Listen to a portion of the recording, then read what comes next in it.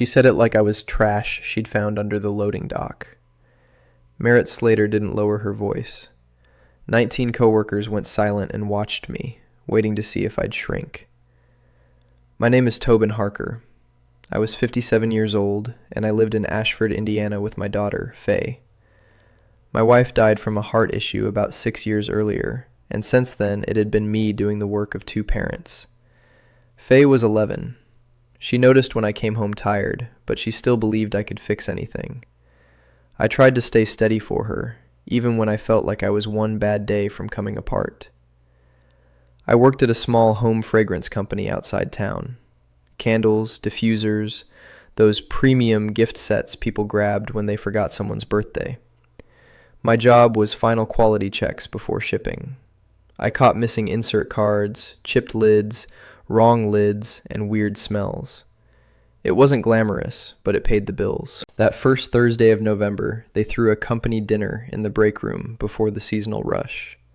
Folding chairs, tablecloths, catered trays under lids. I ironed my only decent button down twice because I refused to show up looking beaten. Quick note. While you're listening, share in the comments which country you're watching from. And let's continue. Merritt had been our operations manager for 8 months, dropped into the place as a favor hire through Wendell Price's family. Rules didn't seem to apply to her. She smiled a lot, but it was the kind of smile that made you check your pockets. I'd watched her do little power moves since day one, but never on a night like this. The break room smelled like ham and cinnamon, and my stomach tightened inside, hard. I walked in with my gift for the exchange, a mug and cocoa packet in a bag. Merritt looked right at me, then looked past me like I was a delivery guy who'd taken a wrong turn. She waited until most people were seated, then tapped a fingernail on the back of an empty chair like she was counting inventory. "You can eat outside," she said, loud and clear. "We're tight on chairs tonight, so don't make it weird." Heat climbed up my neck. I could feel Blaine, the shift coordinator, pretending not to watch. I could feel Janelle's eyes on me, worried. Even Wendell paused with his fork halfway to his mouth. I didn't argue. I didn't beg. I nodded once like I was taking instructions on a normal shift. I held my gift bag so hard the paper creased, then I leaned in just enough for Merritt to hear me. "You might want to look under your plate before you sit down," I said. Her smile slipped. Her eyes narrowed, sharp and suspicious, like she'd just heard thunder. I turned, pushed the warehouse door open, and walked out into the cold night air. The cold hit my face like a slap as soon as the warehouse door shut behind me, and the metal handle bit through my palm. I kept walking anyway, boots crunching grit, breath coming out hard and white. I didn't stop to listen for laughter or whispers through the wall, because I already knew what they were doing in there. They were turning me into a story they could tell later. I hadn't always been the quiet guy. I used to talk like a normal man and assume people would meet me halfway, until work taught me that running your mouth usually got you punished instead of helped. After my wife died, I needed steady pay and steady hours, because Faye needed steady everything, and I wasn't interested in gambling with that. I took this job thinking it would be temporary, something to keep food on the table until I found better. 4.5 years later, I was still doing final checks because I was the only one who slowed down and actually looked. Merritt turned the place into a pressure cooker the second she arrived, calling it professionalizing operations like that made it clean. What she meant was pushing people around to see who'd break, then acting surprised when someone snapped. She split my schedule in a way that wrecked my mornings, and suddenly I needed my neighbor to get Faye on the bus 2 days a week. When I went to Merritt about it, she leaned back in her chair like she was judging a contestant and said, "We all have lives, Tobin, so you'll figure it out." I did figure it out, but I also noticed how easy it was for her to act like my kid was a minor inconvenience. She didn't just move me around either. She made me the example. Like if she could grind me down, everyone else would stay obedient. The grimy rework cart, the returns that smelled like old perfume, the heavy crates that should have been 2-man lifts somehow always landed on my list. Meanwhile, the newer workers got the easy tasks, so they'd stay motivated, and I watched Merritt pat them on the back for work they didn't know how to do without me. I trained most of them, and they knew it, but nobody wanted to be the next target. That was when I noticed the real problem, the one everybody pretended not to smell. The wax blend for a top-selling candle line got swapped for a cheaper base, and on paper it looked fine. Light it for 10 minutes and it smelled great, like warm sugar and comfort. But burn it 2 or 3 hours in a closed room and it turned heavy and wrong. It hit people with headaches, nausea, that thick pressure behind the eyes that made you want to open every window. My station held the last samples, and the supplier sheets came through with the pallets, so I didn't need to be a chemist to see what changed. The complaint log started stacking up, and Merritt waved it off as sensitivity and not our problem, like sick customers were just being dramatic. The part that scared me was Wendell knew, and I didn't have to hack a thing to learn it. I saw printouts left on the office printer about selling through current stock and switching back after peak season, like honesty was just a seasonal setting. Then my phone buzzed with a message from Dana Whitmore, my late wife's sister, telling me she was concerned about how much I worked and how unstable that looked for Faye. I stared at the screen, jaw tight, and I got in my truck with that message still glowing in my hand. I lowered the phone into my lap and watched Dana's message sit there like a threat that knew my address. The cab smelled faintly like cardboard and winter air, and my hands stayed locked around the steering wheel like I was holding myself in place. I didn't text her back because anything I wrote would turn into evidence the next time she decided to play judge. I started the engine, pulled out of the lot, and the whole ride home I kept hearing Merritt's voice like it had crawled under my skin. Once I saw one thing was rotten, I started seeing the whole pattern like it was stamped under every label. Wendell wasn't some movie villain twirling a mustache. He was a tired small business owner who didn't want to admit he'd outgrown his own morals, and Merritt fed that weakness like it was her job. She'd stand beside him, all confident and polished, translating bad choices into business reality, and he'd nod like she was saving him instead of dragging him down. It wasn't just phone complaints anymore. Boutique owners started emailing about returns, and those emails didn't sound like picky customers. One shop owner wrote that 3 different people came back with the same line. They loved the candle for the first hour, then they got sick. I saw Merritt read that email over Wendell's shoulder, then tilt her head toward Blaine Caro, our shift coordinator. "Keep it contained," she said, like she was talking about a spill on the floor instead of people's bodies. Blaine's whole talent was making problems disappear on paper, so he nodded fast and acted grateful for the assignment. The first real proof hit my hands by accident, which is how most ugly truths come out. I was doing end-of-day checks when the shared printer spit out a stack of internal messages like it had finally gotten tired of the lying. I stood there with warm pages in my hands, the toner smell sharp in my nose. One line burned into my head. "We can't pull it now. We'll get crushed before holiday." Another one followed right under it. "Offer credits quietly, no public thread." They weren't talking about fixing anything. They were talking about surviving it and hoping nobody noticed the cost. I kept reading, and twist number 1 landed hard when I saw the supplier name on the updated purchase order. The last name matched the one Merritt liked to drop in conversation when she bragged about her fiancé, the guy who handled sourcing and owned a piece of a materials company. I didn't know the details, but I knew that name, and my stomach went tight because now the swap didn't look random. It looked like someone close was getting paid. Twist number 2 came from Janelle Pierce, one of the floor leads I'd trained, when my phone buzzed during break. She sent a screenshot with a short message. "I got added by mistake. Look at this." The thread showed Blaine coordinating payouts to a couple small influencers to update their reviews. It wasn't huge money, but it was enough to buy silence, and that told me they weren't confused. They were managing a cover-up on purpose. As if that wasn't bad enough, I walked past the office hallway later and heard Wendell on the phone, voice low and fast, saying words like valuation, clean quarter, and buyers don't need noise. My jaw clenched so hard it hurt, and I folded those printer pages tight, shoved them into my jacket, and walked straight back to my station. I slid those printer pages into a manila folder at home and set it on the kitchen table like it was a loaded tool.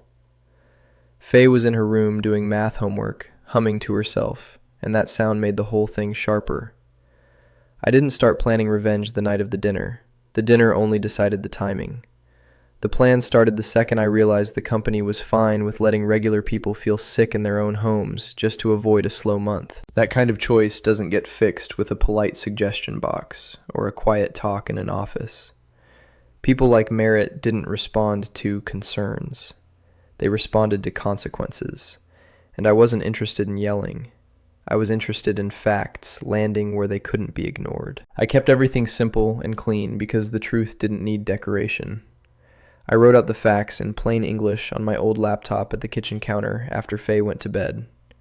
Ingredient base change, dates of shipments, supplier name, internal talk about selling through, quiet credits to customers, influencer payouts. No drama, no insults, just a straight line from action to consequence. I printed small cards at the public library so nobody could ever say I used company equipment. The printer there squeaked and jammed twice, and I stood there patient, feeding it paper like this was just another errand. I didn't sign my name because I didn't need to. The information would stand on its own. I printed enough cards for every place setting I'd seen at these things, plus a couple extra, and kept them flat in a plain envelope in my glove box. On the afternoon of the dinner, I volunteered to help set up like I always did, because Merritt loved free labor more than she hated me. I carried folding chairs from storage, laid out stacks of plates, and straightened tablecloth corners while people wandered in and out. Every time I set a plate down, I slid one card underneath it. Quick, clean, no fumbling, until the envelope went light. By the time the food trays arrived and the room started smelling like ham and cinnamon, every plate that mattered had the truth waiting under it, and nobody had seen a thing. I also needed the truth to hit outside that building. So I bought candles from 2 different local stores, paid cash both times, and kept the receipts sealed in an envelope at home. I mailed the candles from different batches to a consumer reporter at a regional TV station, a local business journalist who liked exposing shady family companies, and the State Consumer Protection Office. My note was short and direct. Burn for 3 hours in a normal room, then check how you feel. I didn't accuse, I didn't threaten, I just pointed. For protection, I tightened the chain so it couldn't be twisted later. I went to Cal, an older guy from my church who ran a small mail shop, and asked him to witness the sealed envelopes and mailing receipts. He raised one eyebrow and said, "You sure you want to step into something like this?" I told him, "I'm already in it. I just need it done clean." He nodded and wrote the date beside his signature without asking more. At home, Dana kept circling like she smelled weakness. She'd text asking about Faye's schedule, then slip in comments about how overworked I seemed. I tightened my routine on purpose. School pickups on time, homework at the table, dinner every night, lights out steady. I didn't tell Faye anything because kids don't need adult wars in their heads. They need breakfast and a dad who shows up. 2 days before the dinner, Merritt cornered me near receiving while pallets were being scanned. She stepped close enough that I could smell her perfume over the cardboard dust. "If you stop sniffing around paperwork," she said softly, "I can make life easier for you." I looked at her and said, "Life's already simple when nothing's being hidden." Her smile didn't reach her eyes. That was when I knew she sensed something, so I sped up the plan and kept my face blank.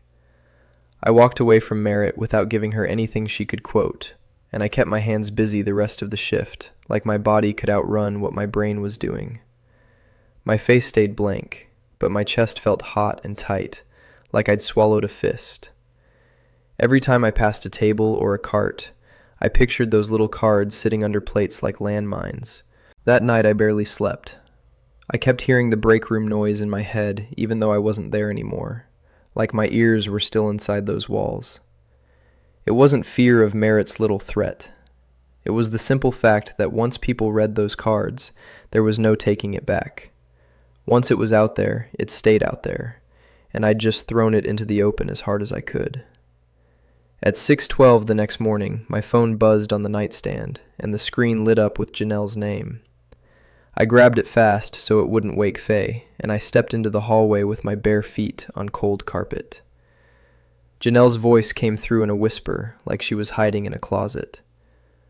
"Tobin," she said, and she sounded half furious, half impressed. "What did you do?" I didn't give her the satisfaction of a speech. "Tell me what happened," I said, and my throat felt dry as paper. She told me what I didn't see. Wendell found the card under his plate first and read it out loud like he thought it was some dumb joke from the floor. Merritt didn't even move until the room started turning toward her, and then the air went quiet in a way Janelle said made her skin crawl. People reached under their plates, pulled out the cards, flipped them over, and read the same clean facts. Merritt went stiff like someone had flipped her power switch off. Blaine tried to laugh, but it came out thin. Wendell's face turned the color of paste. Then it blew up. Janelle said Wendell ordered everyone out of the break room like it was suddenly a security issue, and the doors shut hard enough to make people jump. Voices rose behind that door, and for almost an hour the floor could hear yelling through the walls. Wendell was loud and sloppy with it. Merritt was sharp and fast, and Blaine kept talking over both like he could manage reality with enough words. Janelle said it sounded like furniture got shoved at one point, and then somebody yelled so loud it carried through the warehouse. By mid-morning, my phone started lighting up again, this time with screenshots in the floor group chat. Merritt had messaged supervisors saying, "Tobin stole proprietary info and is trying to sabotage us." Another message claimed I took product samples without permission, like I was stuffing candles under my coat and cackling on my way out. It was a clean lie, because the candles I mailed weren't company samples. They were mine, bought with cash like I'd planned. I'd expected a frame job, but my stomach still dropped because all I could see was Dana grabbing a rumor like that and running straight to court with it. At 10:03, Wendell texted me. "We need to talk today, 1:30, back office." A second text hit right after, colder and tighter. "If you don't show, we'll handle this formally. Don't make me involve police." He didn't write Dana's name, but he didn't have to. Formally could mean a lot when you were a single father and somebody was already calling you unstable. I didn't tell myself I was brave. I told myself I wasn't running, and that was enough to get my legs moving. I woke Faye, got breakfast on the table, and kept my voice steady while my head felt like it was full of grinding gears. After I dropped her at school, I slid into a diner booth with burnt coffee and stared at the clock like I was waiting for a tooth to get pulled. Janelle kept feeding me updates by text. Who was angry, who was scared, who was pretending nothing happened. And when the time came, I paid the check, got in my truck, and drove straight back to the building. I pulled into the lot and killed the engine, and for a second I just sat there, watching the gray walls of the building like they might blink first. From the outside, it looked the same as every other day. Loading bay door half open, faded company sign, the little office entrance nobody liked using unless they had to. Inside, though, the air felt different the second I stepped through. It was quiet in a bad way. No forklift beeps, no jokes bouncing across the floor, no music leaking from someone's phone speaker. People kept their heads down and moved like a storm was passing overhead, and they didn't want to be the tallest thing around. A couple eyes flicked up when I walked by, then dropped fast. Wendell met me halfway down the aisle without a word and jerked his head toward the back. He didn't bring Merritt or Blaine, just me and him. We walked to the inventory room, the one that always smelled like dust and cardboard and old tape. He shut the door behind us and leaned against a stack of boxes like his knees didn't trust him. He rubbed his eyes and said, "Why would you do this?" He wasn't yelling. He sounded worn thin, like the fight had already drained him. I didn't waste time listing every petty thing Merritt had done or bring up the chair from the dinner. That wasn't the point. I looked at him straight and said, "Because you knew people were getting sick and you kept shipping it." The words landed and stayed there between us. He didn't deny the base change. He didn't pretend the complaints weren't real. He said he thought they could ride it out until the rush was over, that it wasn't serious harm, that pulling product would crush them right before peak season. Then he said the sentence that told me exactly who he was in that moment. "I can't have this brand damaged right now," he said. Not "I'm sorry," not "we were wrong," just business survival. I heard a heel click in the hallway outside and stop, and I knew Merritt was close enough to listen without stepping in. Wendell straightened up and shifted gears. He offered me a mutual separation and 7 weeks of pay if I signed papers and agreed not to speak about the company again. He kept his tone calm, like he was doing me a favor. Then he added, "If this turns into theft or sabotage, it gets ugly for you." He didn't say custody. He didn't say Dana. But the implication hung in that dusty air heavy as anything I'd smelled from those candles. I didn't raise my voice. "I'm not signing anything that gags me," I told him. "Call it whatever you want, but I already mailed samples and documentation. There are witnesses to the dates. That's not sabotage. That's a record." He stared at me for a long second, and I could see him calculating risk instead of remorse.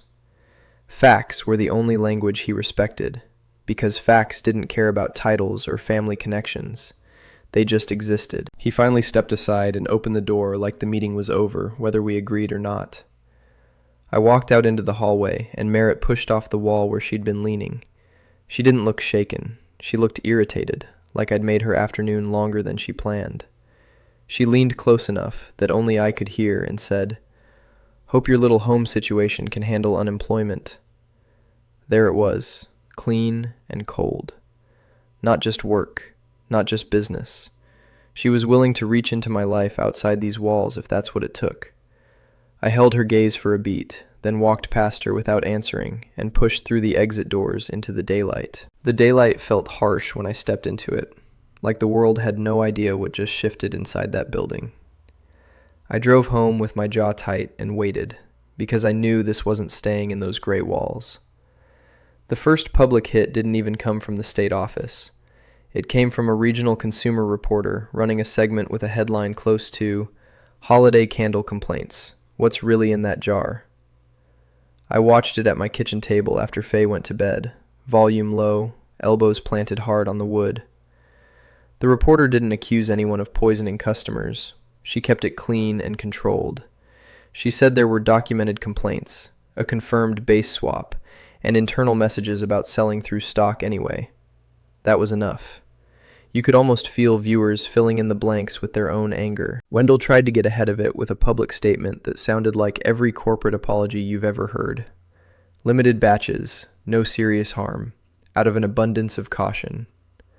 I read it twice on the company page and shook my head because it was all survival language, not accountability. Then the part I didn't expect hit, and it made everything move faster.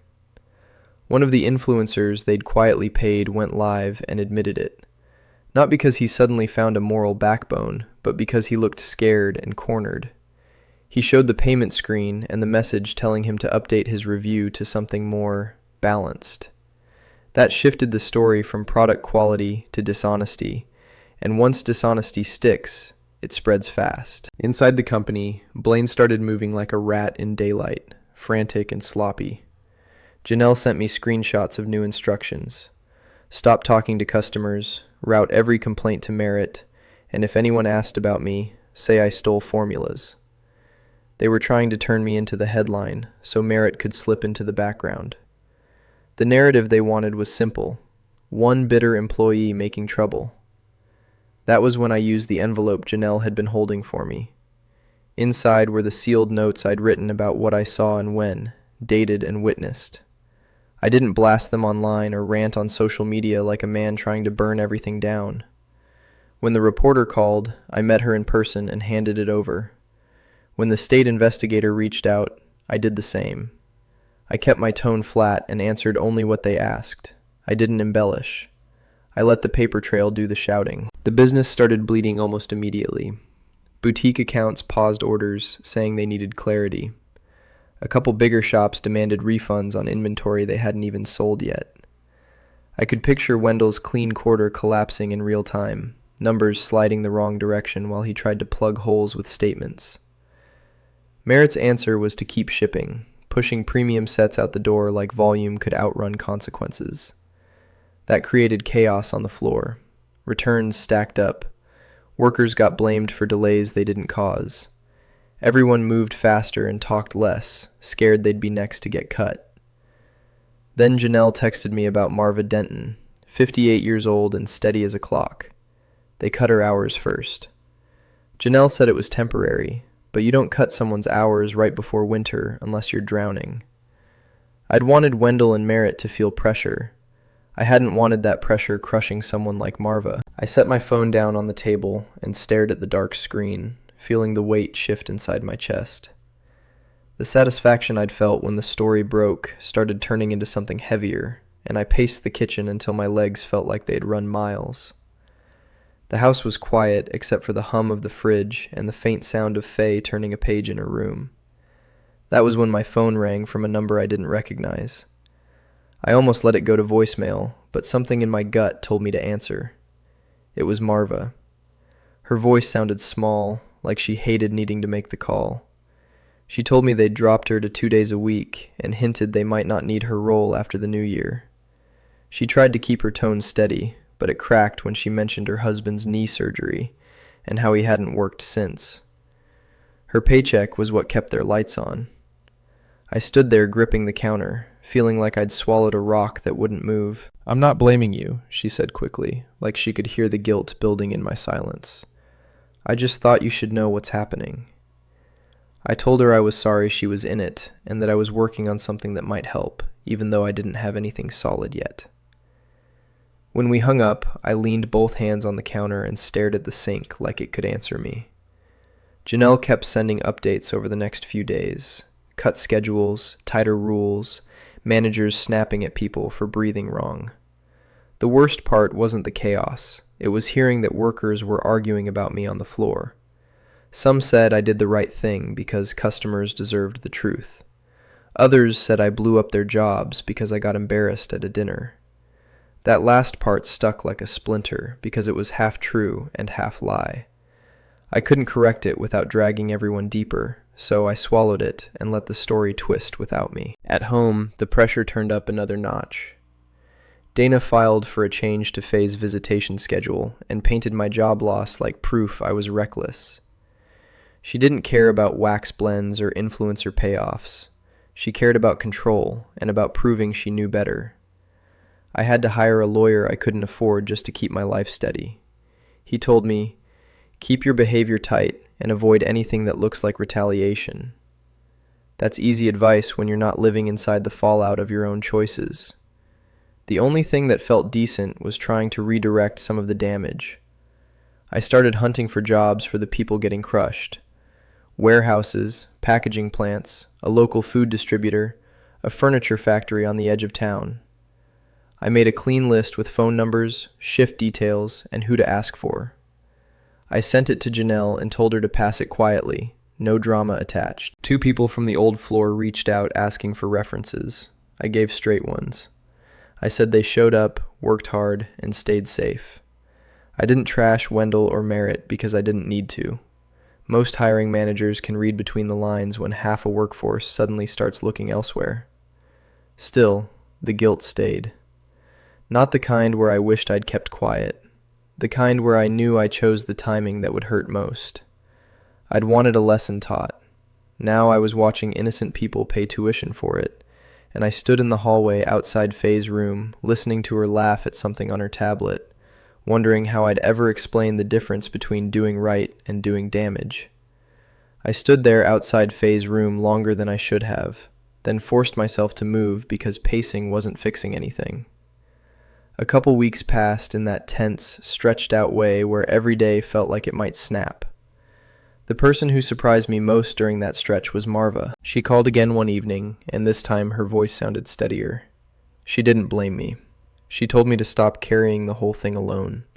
She said she'd watched that place rot for years, corners cut, workers pushed, complaints brushed aside like lint on a sleeve. It was going to break, she told me. You just made it break where people could see it. That didn't wipe out my guilt, but it kept me from drowning in it. It reminded me I hadn't invented the problem. I'd just exposed it. Then Blaine showed up in the most normal place possible, the grocery store near the school. I was standing by the produce section, comparing 2 bags of apples, when he slid up beside me like we were old friends. He smiled too wide and said, "Tobin, we should talk like adults." I didn't smile back. "Then talk," I said. He lowered his voice and leaned in, pretending to study the oranges. He said Merritt wanted to make this go away. All I had to do was sign a statement saying I misread the supplier sheets and that the illness reports were overstated. In return, he hinted they could help with my custody trouble, said something about smoothing things out, so the court saw me as cooperative. That told me Merritt had either dug into my life or guessed and decided to use it. I didn't raise my voice or make a scene. I already spoke to investigators and reporters, I told him. Any new statement now looks like pressure, and I'm not putting my name on a lie. Blaine's face shifted fast from friendly to sharp. "You don't know who you're messing with," he muttered. "I do," I said. "That's the problem." He walked off without his apples, and I finished my shopping like nothing had happened. A few days later, Wendell called me directly. He sounded like a man trying to hold water in his hands and failing. He asked me to stop cooperating, to let it cool off, to think about the workers. I told him I was thinking about them, and that was exactly why I did it. I reminded him he could have pulled the product and protected everyone before it went public. He went quiet on the other end, and the silence said more than any apology could have. The last face-to-face came near Faye's school pickup line. Merritt stepped up beside me, still dressed sharp, but her eyes looked tired and jumpy. She spoke like we were negotiating adults. "If you just confirm it was a misunderstanding, we can all move on," she said. I looked straight at her and asked if the supplier was tied to her fiancé. She didn't answer. Her jaw tightened, and that was answer enough. As she walked away, she tossed over her shoulder, "You think you won." I didn't chase her or argue. I stayed in line with the other parents, hands in my jacket pockets, and when the doors opened, I stepped forward to pick up my daughter. When Faye climbed into the truck that afternoon and started telling me about a science quiz, the world felt normal in a way that almost confused me. I nodded, asked questions, and drove us home like any other day. Life didn't explode, it just kept moving. About a year later, the candle place wasn't gone, but it wasn't the same either. Wendell sold it under pressure, exactly like I figured he would. New management came in, changed the brand name, cleaned house, and tightened quality rules because they didn't have the luxury of pretending anymore. A few workers got rehired once the dust settled. A few never came back. That part still sat wrong in my chest, because some people paid for decisions they never made. Merritt didn't land another shiny title the way she probably expected. Industries talk, especially small ones. When questions start floating around about supplier conflicts and paid reviews, doors close without much noise. I didn't celebrate that. I just noticed the balance of it. She handed out consequences like candy, and eventually she had to taste one. My own life steadied out, but not without cost. I took a job doing quality checks at a regional packaging shop. It was still hands-on, still long days on my feet, but the supervisors didn't treat workers like parts you could swap out without thought. I kept my head down, paid my bills, and showed up on time. When Dana pushed for more custody changes, I met it with clean records and calm behavior. The judge didn't praise me or scold her. He just looked at the facts and saw that Faye needed stability, and I was the one providing it. That was enough. I helped where I could, but I kept it small and quiet. Passing along job postings to former coworkers, giving straight references when someone applied somewhere new.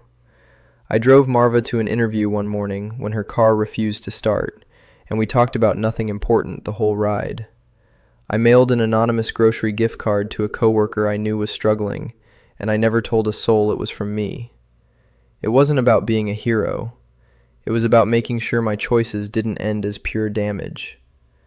As Faye got older, her questions sharpened. One night at the kitchen table, she asked why I didn't work at the candle place anymore. I looked at her and kept it simple.